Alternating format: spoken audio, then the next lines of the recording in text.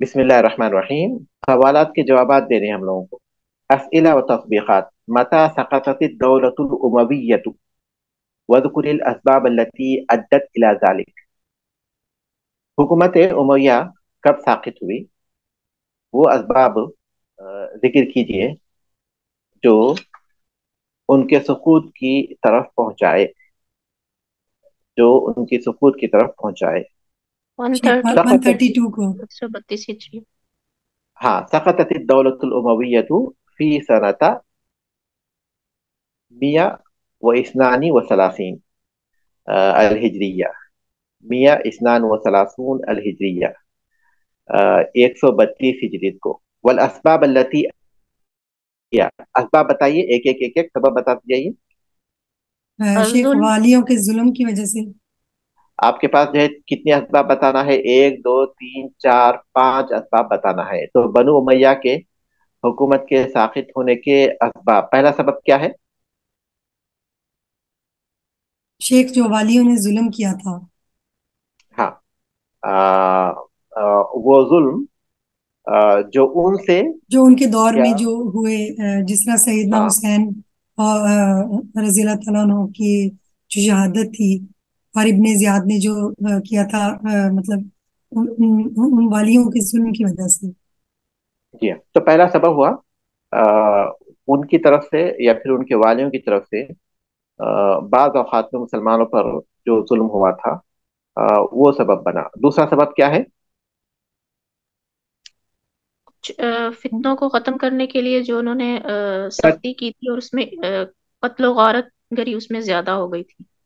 ہاں فتنوں کو دبانے یا پھر اس کے خاتمے کے لیے انہوں نے جو حد سے زیادہ سختی کا استعمال کیا. فتنوں کے خاتمے کے لیے حد سے زیادہ سختی برتنا یا سختی کا استعمال کرنا، اور بہت زیادہ قتل کرنا، یہ دوسرا سبب ہوا. باقی اس کی تفصیل ہے، تفصیل ضرورت نہیں ہے، اتنا خود کافی ہے اس کو سمجھنے کے لیے. تیسرا سبب کیا ہوا؟ شیخ واضح فرق تھا جو بنو امیہ کے حاکموں میں اور جو خلفۂ راشدین کے جو دور میں تھا، اس کا واضح فرق کہ جیسے کہ مطلب رعایا میں اور غلام میں، مطلب شیخ اس میں ہے نا، تغیر الواضح الذی احس به جی الناس ہاں. فی حکم بنی امیہ جی ہاں. حکم الخلفاء راشدین حیث بنو کانت امیہ شورا کے بین رائے. جی جی ہاں. بنو امیہ کے حکومت کے طریقے میں اور خلفاء راشدین کے حکومت کے طریقے میں جو واضح فرق تھا جسے لوگوں نے محسوس کیا. بنو جس سے امیہ اور خلفاء نفرت پیدا ہو راشدین گئی تھی. کے طریقے حکومت میں واضح فرق کا محسوس ہونا لوگوں کی نظر میں، یہ جو ہے تیسرا سبب بنا. چوتھا سبب کیا ہے؟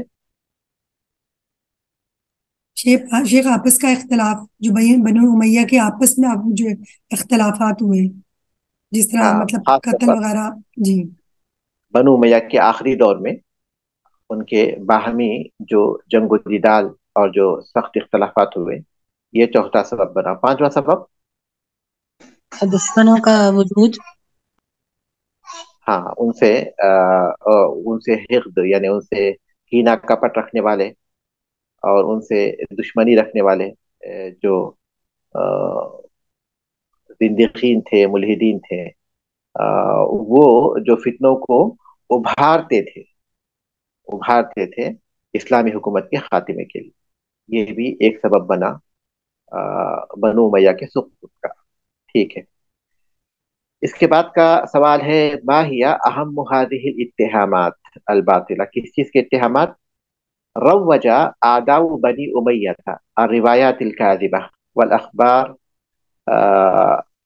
والاخبار الملفقہ والشبہات ضد بنی امیہ. بنو امیہ کے دشمنوں نے جھوٹی روایتوں کو اور بناوٹی خبروں کو، بناوٹی واقعات کو اور شبہات کو رواج دیا تھا بنو امیہ کے خلاف. ما ہی اہم هذه الاتهامات الباطلہ. یہ باطل تہمتیں جس کو انہوں نے رواج دیا تھا بنی امیہ کے خلاف، وہ کیا تھیں؟ 1 سے لے کر 6 تک آپ کو بتانا ہے۔ شیخ جو تھا اسلام سے پہلے جو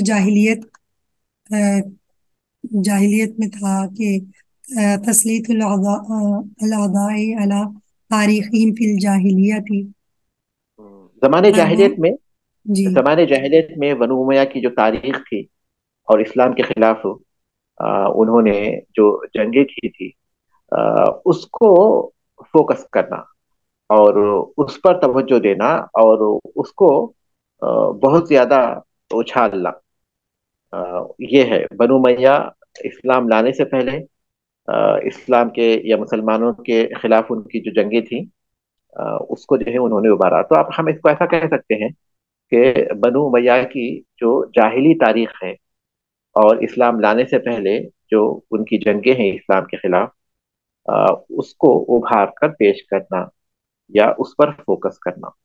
دوسرا سبب کیا ہوا؟ ان کے دور میں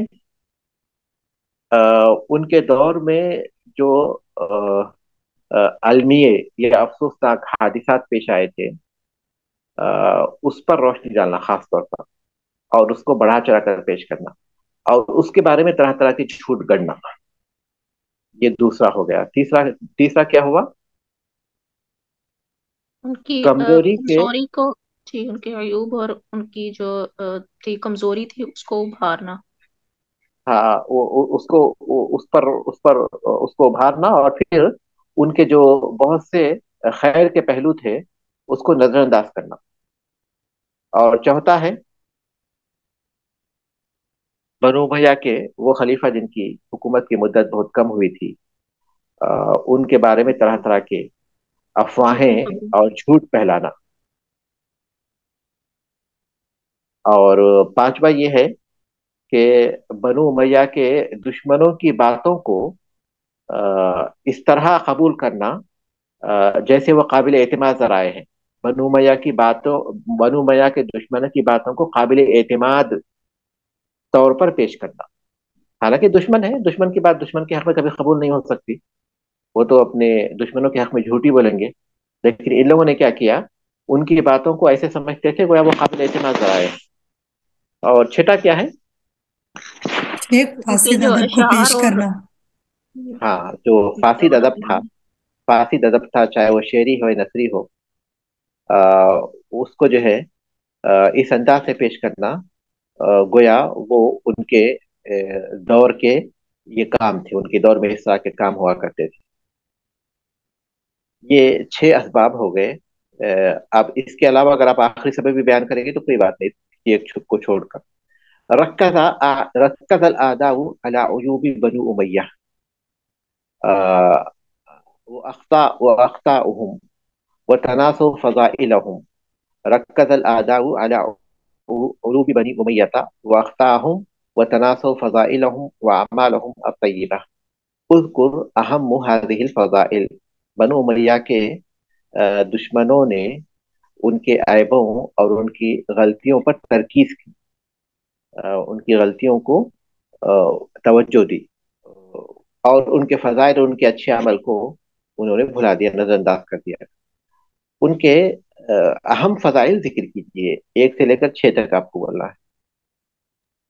پہلا یہ ہے کہ جو انہوں نے اصلاح کا کام کیا، اور جو ان میں صحابہ اور تابعین تھے، ان میں ان کے جو بنو امیہ کے خلفاء میں ان کا ذکر جو ہے وہ نہیں کیا، ان کے جی کاموں کا، ان کی جی ہاں، استقامت کا۔ ان کی استقامت، بنو امیہ کے اکثر خلفاء کی استقامت اور ان کی صالحیت و صلاحیت، جن میں صحابہ اور تابعین بھی تھے، یہ پہلا ہو گیا۔ دوسرا کیا ہوگا؟ اہل علم اور جو ادھر آتے تھے صحابہ اور تابعین میں سے، جیسے عمر بن عاص، ابن عبداللہ، اور دوسرے جو تھے نعمان بن بشیر وغیرہ، ان کی علم اور فضل کی جو تھی اس کو پیش نہیں کیا گیا، ان کی قیادت کی جو فضیلت تھی یا ان کے۔ بنو امیہ کی جو دوسری فضیلت یا ان کا اچھا کام تھا وہ یہ کہ ولایت میں، قیادت میں ان کا اہل علم اور اہل فضل کو آگے رکھنا، جن میں صحابہ بھی تھے، تابعین بھی تھے. تو انہوں نے بنو میں نے کیا کیا، جو عہدے دیے، مناصب دیے، ذمہ داریاں دی، جو ولایت دی، قیادت کی ذمہ داریاں دی، اس میں اہل علم اور فضل کو آگے رکھا، ان کو ترجیح دی، ان کو بنایا، ان کو ان کی ذمہ دار بنایا، جس میں صحابہ بھی تھے اور تابعین بھی تھے. یہ دوسرا سبب ہو گیا. تیسرا سبب کیا ہوا؟ قضا کو انہوں نے مستقل رکھا، اور قضا کو انہوں نے مستقل اور آزاد رکھا، اور بغیر کسی استثناء کے تمام پر ان کے احکام کو جاری کیا. حاکم محکوم اس معاملے میں بالکل برابر تھے. اور چوتھا کیا ہے؟ اسلام پھیلانے میں کے لیے انہوں نے جو فتوحات کی تھی، اور اس کے جی لیے جو وہ ان کا حرص تھا، اور فی سبیل اللہ میں ان کا جو حصہ تھا، ان کے بیٹوں کا، ان کے لوگوں کا، اس کو جی نظر انداز کر دیا، اس کو نہیں، ذکر جی نہیں ہاں. کیا اس اس کے کا. بعد پانچواں، جو سلطنت زراعت کی کے جو کام. اصلاح تھی، اور ان کے اصلاح کے جو کام تھے، جیسے انہار بنانا، اور لوگوں کی سہولت کے لیے، لوگوں کی سہولت کے لیے، جیسے کچھ ہسپتال وغیرہ اس طرح کی جو انہوں نے چیزیں کچھ بنائی، اور مرافق بالکل. اور مساجد بنائے، اور علم پھیلانے کے لیے ملک کی یہ اس اصلاح، اصلاح. زمین کی آبادی اور اس کے ترقی کے لیے انہوں نے جو مختلف نہریں بنائیں، اور بہت سے مساجد اور اس سے متعلق جو عمارتیں تھیں، وہ سب جو ہے تعمیر کی. چھٹا کیا ہے؟ ایک پانچ ہی ہے. آپ یہی ہے. بتائیے چھٹا. میری آواز علم آ کی رہی ہے؟ اہمیت. جی شیخ، علم کی اہمیت. ہاں. شیخ لیکن یہ آ، پانچویں میں ہی ہے. یہ پانچویں میں زراعت کا کام، نہریں کھدوائی تھی، حمام اور مساجد بنوائی تھی، اور علم کی مطلب جو تشجیل علم، علم کی ہمت افزائی کے لیے جو کام کیے تھے انہوں نے. ہاں. تو آپ اس کو مستقل کر دے سکتے. پہلے پانچویں میں جو ہے صرف جو مادی جو کام انہوں نے کیے، اچھا. اس کو رکھ کر کہ انہوں نے زمین کو آباد کیا، اور پھر نہریں وغیرہ کھدائی، اور لوگوں کی آسانی کے لیے مختلف چیزیں تعمیر کی. اور اس کے بعد کے حصے میں آپ یہ رکھ سکتے ہیں کہ انہوں نے علم کی تدوین کے کام کا آغاز کیا، خاص طور پر فقہ کی تدوین کا کام کا آغاز کیا، اور علم کی ہمت افزائی. اس کو ہم جو ہے پانچویں کے بجائے، تاکہ وہ مادی سبب الگ مستقل ہو گیا، اور پھر جو علمی یا پھر روحانی سبب ہے وہ مستقل ہوگا، اس طرح بھی کر سکتے ہیں. ٹھیک ہے، یہاں ہم لوگ رکتے ہیں انشاءاللہ. سبحانک اللہم و بحمدک، اشہد ان لا الہ الا انت، استغفرک و اتوب الیک. السلام علیکم.